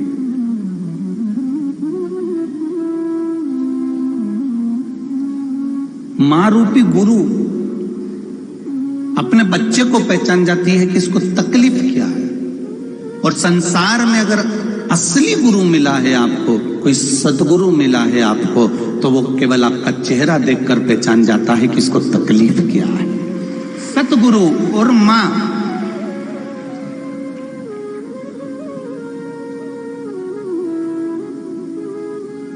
हमारे उधर मालवा में, मध्य प्रदेश के अंतर्गत हम जहां निवास करते हैं वो मालवा क्षेत्र कहलाता। जैसे आपके यहाँ भी महाराष्ट्र में कोई कोई क्षेत्र, इधर विदर्भ है, उधर मराठवाड़ा है, तो अपन कहते हैं ना क्षेत्र अलग अलग है। हम जहां रहते हैं वो मालवा क्षेत्र कहलाता। हमारे मालवा के लोग बड़े सरल स्वभाव के होते हैं। दूध को देखकर पहचान जाते हैं कि उस गाय के दूध में, उस भैंस के दूध में घी कितना है, उसमें मावा कितना है, खोआ कितना है। और मैं जानता हूं महाराष्ट्र में भी ऐसे कई लोग होंगे जो दूध को केवल ऐसा उंगली में लेके बता देते हैं कि इसमें इतना घी है, इसमें इतना मावा है, इसमें इतना खोआ है। बोलो जी सही है कि गलत है? कई बार सास भी बोल देती है, दूध बिल्कुल पानी पट लेके आया, इस दूध में तो मलाई भी नहीं जमेगी, इस दूध में तो घी भी नहीं बनेगा, इस दूध में तो खोआ नहीं बनेगा, मावा नहीं बनेगा। कितने विद्वान हमारे यहाँ साधारण से साधारण भी विद्वान लोग बैठे हैं कि वो दूध को देखकर बता देते हैं कि इसमें खोआ कितना है, इसमें घी कितना है। हवा चलती है तो हमारे यहाँ कई ऐसे विद्वान बैठे हैं जो ये बता देते हैं कि पानी आएगा कि नहीं आएगा, केवल हवा के रुख से।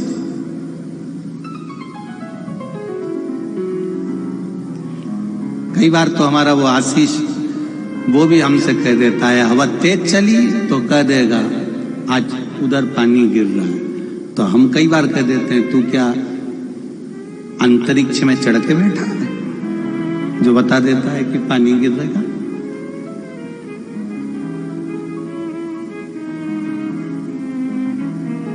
कई लोग ऐसे मिल जाते हैं जो हवा का रुख देखकर भी बता देते हैं कि यहाँ कि नहीं गिर रहा है, दूध को देखकर बता देते हैं कितना है, घी कितना है, मिट्टी को देखकर बता देते हैं कि इसमें कौन सी फसल होगी। किसान भी ऐसा है। एक किसान भाई अगर जमीन लेने जाता है तो पहले मिट्टी देखता है कि इसमें कौन सी फसल होगी, इसमें कपास होगा, सोयाबीन होगा, गेहूं होगा कि सब्जी होगी कि केला होगा, क्या होगा, फूल होगा कि क्यारी होगी, वो जमीन देखकर बता देता है। कितने विद्वान लोग होंगे कि दूध देखकर बता दे कि घी कितना है, खोआ कितना है, हवा देखकर बता दे पानी कितना है, मिट्टी देखकर कह दे फसल कौन सी होगी। उसी तरह इस संसार में ऐसे गुरु विराजमान हैं जो केवल आपका चेहरा देखकर बता देते हैं कि भजन कितना कर सकते। गुरु ये नहीं बताएगा कि आपके पास में दौलत कितनी है, गुरु ये नहीं बताएगा कि आप आए कहां से हो, गुरु ये नहीं बताएगा कि आपको कष्ट क्या है, गुरु ये नहीं बताएगा कि आपको दुख क्या है, गुरु ये नहीं बताएगा कि तुम किस जगह से आए हो, गुरु ये नहीं बताएगा कि तुमने कपड़े कौन से पहने, गुरु ये नहीं बताएगा कि तुम्हारे माता पिता कौन है। गुरु केवल इतना बताएगा कि ये भजन कर सकता है कि नहीं कर सकता है, ये परमात्मा की शरणागति में जा सकता है कि नहीं जा सकता, इसको परमात्मा मिलेगा कि नहीं मिलेगा। गुरु उसी को पकड़ता है जिसको परमात्मा का कभी दीदार हो जाए, गुरु उसको अपना शिष्य बना लेता है। वो साधारण नहीं हो सकता, वो पहचान जाता है, वो जान जाता है।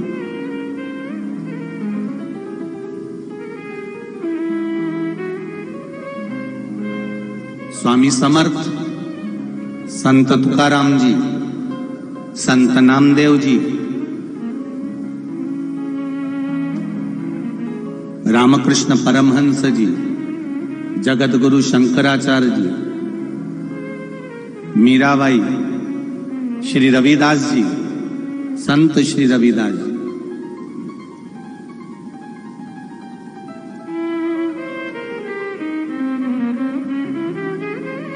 इनको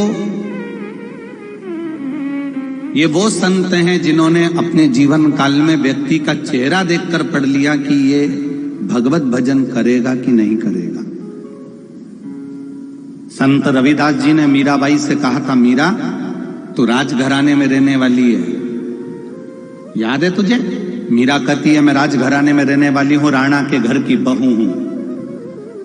संत रविदास जी ने कहा भले तू राणा के घर की बहू हो, चाहे राजघराने में रहने वाली हो, पर मेरा मन कहता है कि मीरा तू राजघराने में रहकर भी तो गिरधर को पालेगी एक दिन। और वो हुआ, मीराबाई को गिरधर मिले, कृष्ण मिले।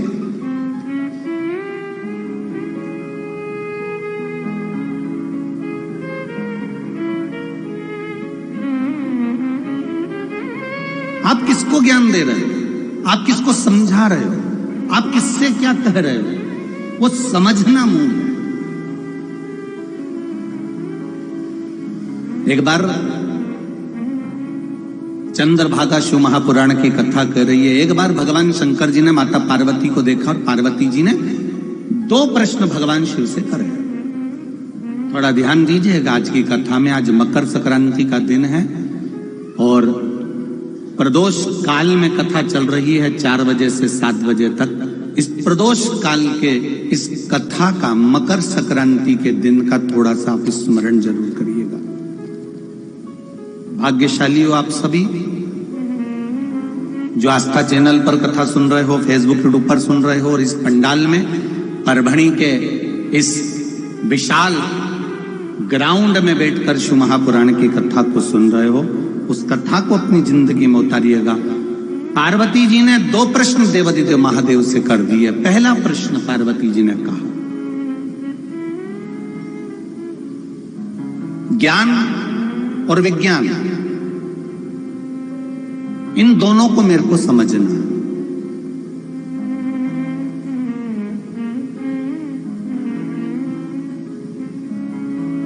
आज के बच्चे कहते हैं हम ज्ञान को नहीं मानते, हम विज्ञान को मानते हैं। बोलो री जी जी सही है कि गलत है? आप उनसे कहो कि 1 लोटा पानी चढ़ा कर आओ, 50 प्रश्न करेंगे। मंदिर क्यों जाएं, पानी क्यों चढ़ाएं, किस लिए चढ़ाएं, चढ़ाने से क्या होगा, क्यों चढ़ाया जाता है, किस लिए चढ़ाया जाता है, उस पानी को चढ़ाने से होगा क्या? 50 प्रश्न हैं।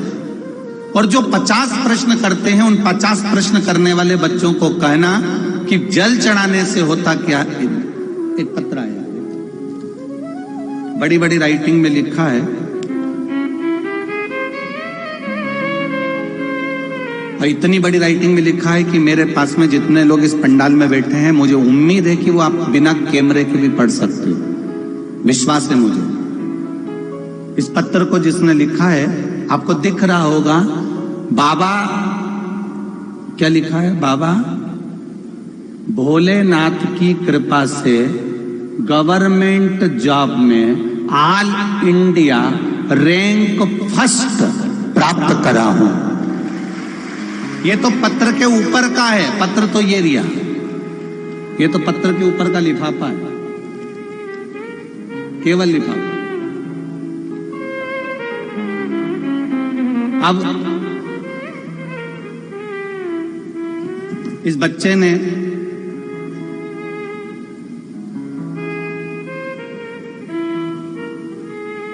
जो पत्र लिखा है, इस बच्चे ने महाराष्ट्र का, संपूर्ण महाराष्ट्र का प्रथम रैंक प्राप्त किया है। एक बार बच्चे के लिए पहले जोरदार ताली। फिर इस पत्र को हम पढ़ें कि जो बच्चे प्रश्न करते हैं, नवयुवक बेटे बेटी प्रश्न करते हैं कि शिव जी को शहद लगाकर बेलपत्र चढ़ाने से क्या होता है, शंकर जी को जल चढ़ाने से क्या होता है, शिव जी को चावल का दाना चढ़ाने से क्या होता है, शंकर जी को दूध से स्नान कराने से क्या होता है, पंचामृत चढ़ाने से क्या होता है, कमल का पुष्प चढ़ाने से क्या होता है, चंदन लगाने से क्या होता है। इस बच्चे ने लिखा, मेरा नाम सुसंगीता सुभाष राव भदाड़े है। मैं नेहरू नगर तहसील महागांव जिला यवतमाल महाराष्ट्र की रहने वाली हूं।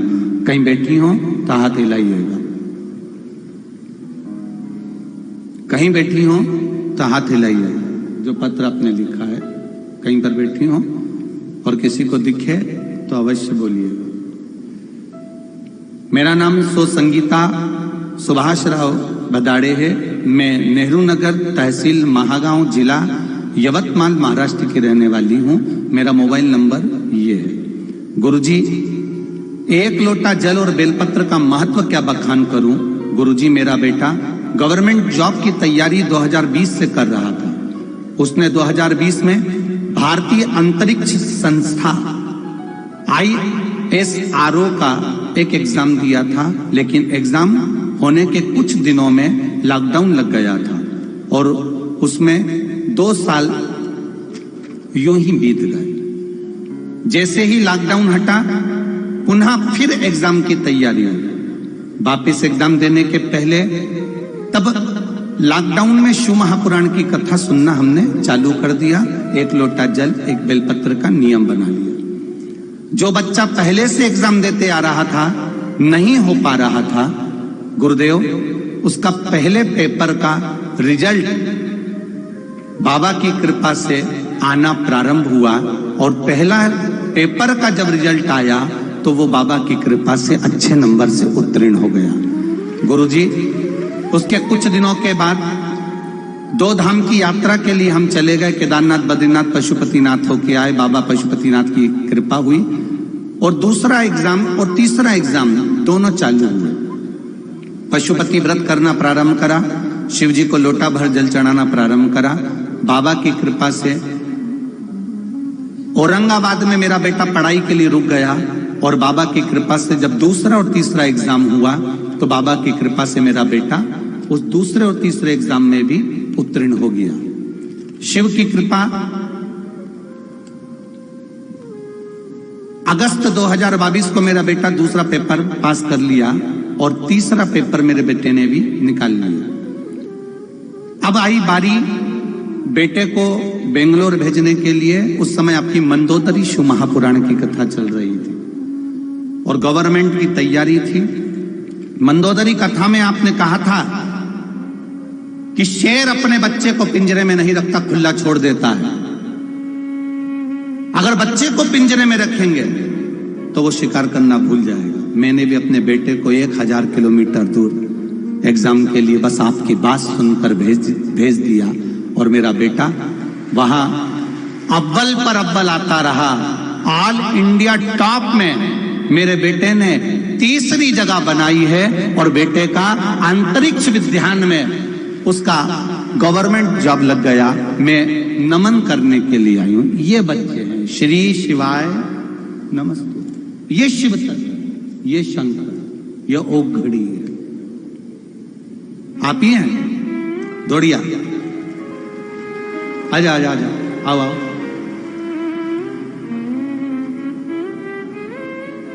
आंदो बाबू इसको। जादव जी, जादव जी कहाँ बैठे हैं? सांसद जी कहाँ गए? अच्छा, कहीं गए हुए हैं क्या? ठीक है, दौड़ क्या बाबू, जल्दी आ।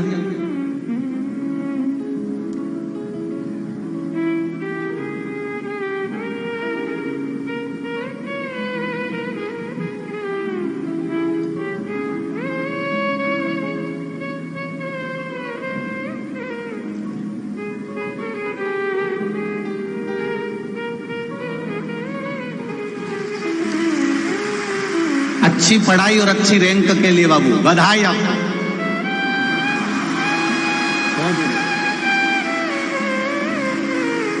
अच्छी रैंक और अच्छी पढ़ाई, बस बस बाबा की कृपा।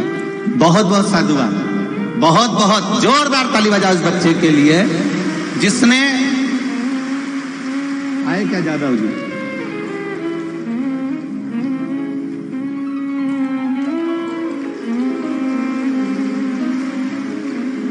सांसद जी कहाँ है? जादव जी। अच्छा, बाहर है क्या? आओ जरा, इसको माला पहनाओ। सांसद जी आप, ये इसने महाराष्ट्र का नाम रोशन करा, इसलिए हम आपसे पिनवा रहे हैं।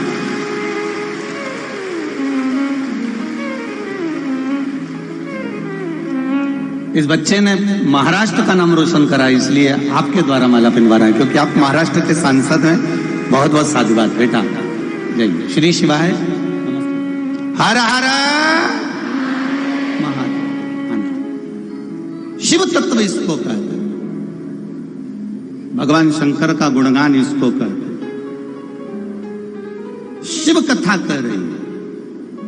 उस बच्चे ने उस पत्र में अपना सब कुछ लगा दिया, सब कुछ। ये बालक, ये उसका क्रम। शिव तत्व इसी को कहा। तेरी कृपा बिना ना हिले एक भी अणु, लेते हैं सांस तेरी कृपा से तनो तनो।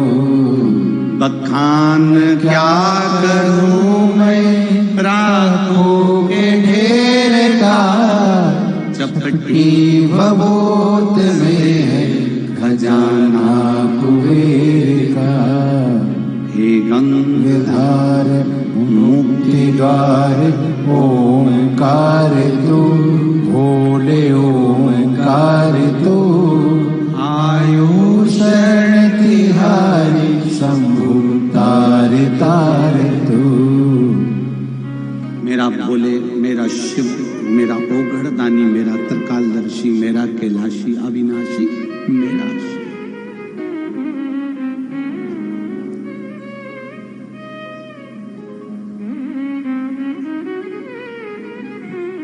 इंडिया गवर्नमेंट के अंतरिक्ष विभाग में पहुंच जाना अपनी मेहनत के बल पर, शिव के समर्पण के बल पर। जो नवयुवक लड़के लड़कियां कहते हैं कि शंकर को जल चढ़ाने से क्या होता है, शिव को बेलपत्र चढ़ाने से क्या होता है, उन बच्चों के लिए ये बच्चा प्रेरणा, ये प्रेरणा दे रहा।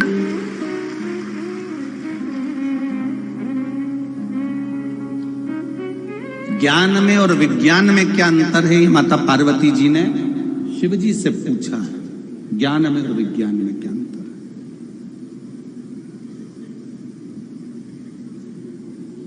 हमारा सनातन धर्म यह नहीं कहता कि आप विज्ञान को मत मानो,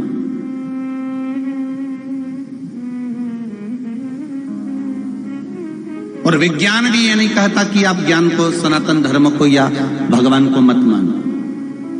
जिस समय वेंटिलेटर पर पड़ा हुआ व्यक्ति अंतिम सांसें गिन रहा होता है, तब डॉक्टर, जो विज्ञान को मानने वाले हैं, वो डॉक्टर भी कह देते हैं कि अब उसके हाथ में है, मतलब डॉक्टर को भी मालूम है कि ये डॉक्टर हो रहे हैं।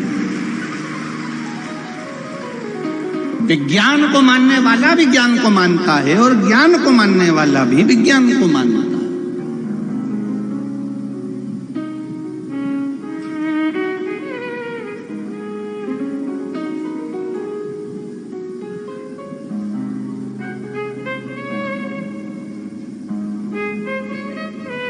भगवान की भक्ति, भजन, संकीर्तन, मंत्र जाप, नाम जाप,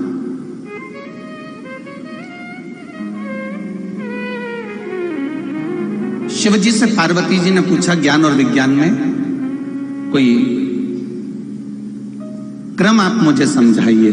शंकर भगवान पार्वती जी को नंदी पर बिठाकर ले गए सीधे अमरनाथ की गुफा के अंदर, जिस गुफा में शंकर भगवान माता पार्वती जी को अमर तत्व की कथा सुना रहे।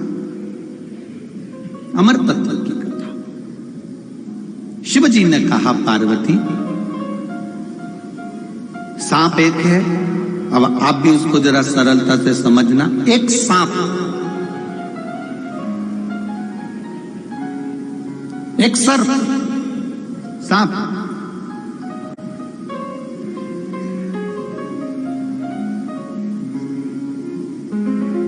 सांप के कान होते हैं क्या? अरे जम के बोलो, नहीं होते। कौन कह रहा है ये विज्ञान कह रहा है। वैज्ञानिक कहते हैं, विज्ञान कहता है कि सांप के कान नहीं होते, वो सुनता नहीं। पार्वती, ये तो विज्ञान की बात हो गई कि सांप के कान, जम के बोलो जरा, नहीं होते। ये विज्ञान कह रहा है कि सांप के कान नहीं होते, वो सुनता नहीं है। अब ज्ञान क्या कहता है? शहनाई जब बजती है, पुंगी जब बजती है, तो सांप, बोलो जम के बोलो, नाचता है कि नहीं नाचता? जब विज्ञान कह रहा है कि कान नहीं होते और ज्ञान कह रहा है कि वो पुंगी की आवाज सुनता है, उस पुंगी की आवाज सुनकर, बंसी की आवाज सुनकर, शहनाई की आवाज सुनकर सांप नाचने लगता है, तो पार्वती खुद चक्कर में पड़ गई। अब मैं विज्ञान की मानूं कि ज्ञान की मानूं? अब परवणी वालों, तुम क्या कह सकते हो अब इस जगह पर, तुम बताओ। पार्वती खुद चक्कर में पड़ी है। विज्ञान कह रहा है कि कान नहीं होते, विज्ञान ने सर्च कर लिया, रिसर्च कर लिया कि सांप कान नहीं होते, सांप कान से सुनता नहीं है, पर ज्ञान कह रहा है कि वो पुंगी बजाएगा, शहनाई बजाएगा और वो सांप लहराना प्रारंभ कर देगा। ये ज्ञान कह रहा है।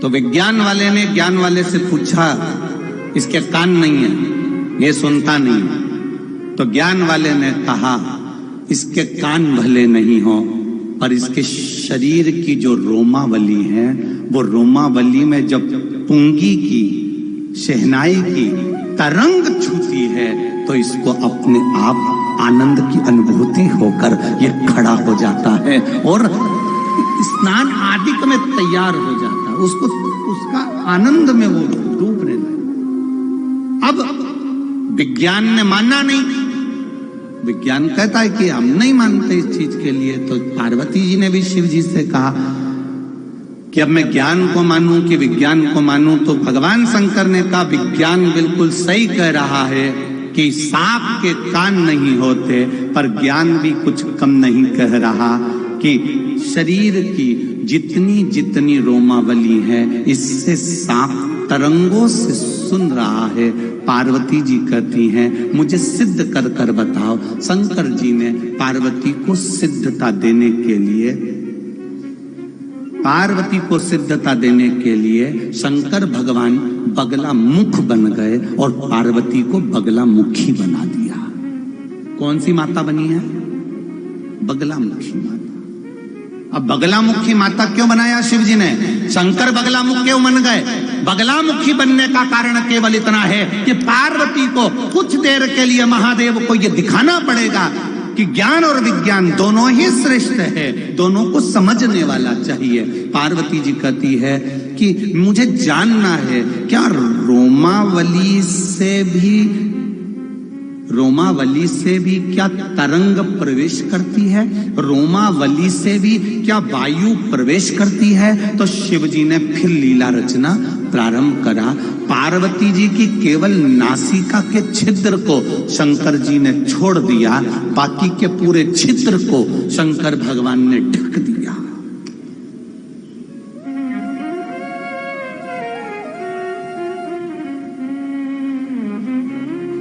पूरे छिद्र को ढक दिया। शरीर के जितने रोम थे शंकर भगवान ने एक एक रोम को ढक दिया। इतना ढका कि कहीं अंदर वायु थोड़ी सी भी ना जाए।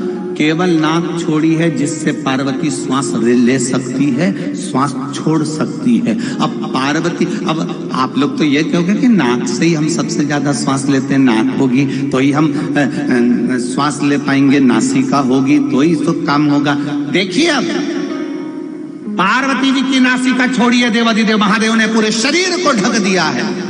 और शरीर को ढका जब देवाधिदेव महादेव ने, पार्वती जी नाक से श्वास ले रही थी। श्वास लेते लेते लेते लेते पार्वती कुछ देर में भूमि पर गिर जाती हैं। शिव जी उनको जल का छींटा देकर शरीर पे से मिट्टी को हटाने लगते हैं। पार्वती जी फिर उठकर बैठ जाती हैं। पार्वती जी ने पूछा जब मैं नाक से श्वास ले रही थी तो मैं चक्कर खाकर क्यों गिरी?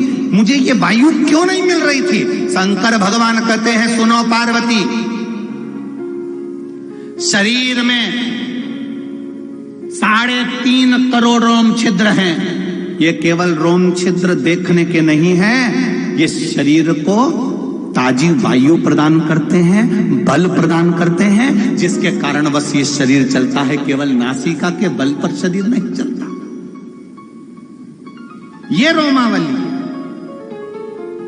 अभी यहां पर भजन चालू कर दिए जाएं तो भजन सुनते सुनते जो भजन के प्रेमी होते हैं ना, उनका धीरे धीरे धीरे धीरे पांव की जो नीचे तलवा होता ना, वो धीरे धीरे बैठे बैठे उसको बजाना चालू करें। फिर उसका फिर उसका दिमाग भी थोड़ा थोड़ा, अब भजन सुन रहे हो कानों से, रोमावली में से जब प्रवेश करता है तो शरीर की तरंगे चलना प्रारंभ हो जाती है। शरीर की तरंग।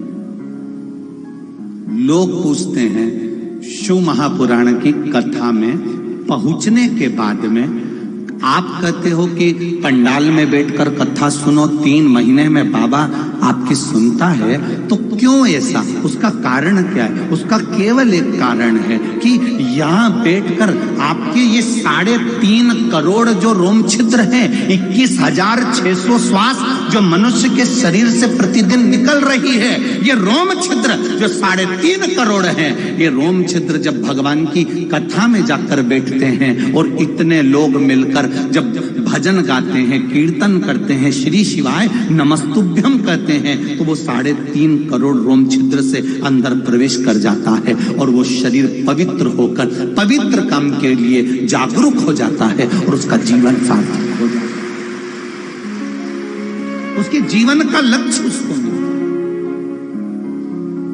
हम क्यों कहते हैं कि शंकर जी के मंदिर जाओ, 1 लोटा जल चढ़ाओ, बेलपत्री चढ़ाओ, चावल का दाना चढ़ाओ, एक फूल की पंखड़ी चढ़ाओ, ये भी ना बने तो शंकर जी के मंदिर में सफाई करिए आओ, धोयाओ, पोछा लगा दो, झाड़ू लगा दो। इतना भी ना बने तो शंकर जी के मंदिर का शिखर का दर्शन कर लो। इतना भी ना बने तो 3 बार ताली बजाकर बम बम बोले बोल दो। इतना भी ना बने तो शंकर जी के मंदिर के सामने से निकलो तो मुस्कुरा कर निकल जाओ। इतने में भी महादेव कृपा कर देता है। केवल उसके दरवाजे की चौखट, केवल उसका स्पर्श, केवल उसका दीदार, केवल उसके दरवाजे का बल हमको मिलता है और हम बलवान बन जाते हैं। अर्जुन, नकुल, सहदेव, भीम, युधिष्ठिर कितने बड़े योद्धा थे, उसके बाद भी भगवान कृष्ण ने पांडवों से कहा था शंकर जी का स्मरण करो, शिव जी की पूजन करो। राम जी कितने बड़े योद्धा थे, राम जी स्वयं भगवान विष्णु के अवतार थे, तो भी राम जी महाराज शंकर जी की आराधना करते हैं, शिव की पूजन करते हैं, शंकर का स्मरण करते हैं। क्यों? क्योंकि शिव की भक्ति से जो मिल सकता है वो दुनिया में कहीं नहीं मिल सकता, शंकर के सिवा कोई नहीं।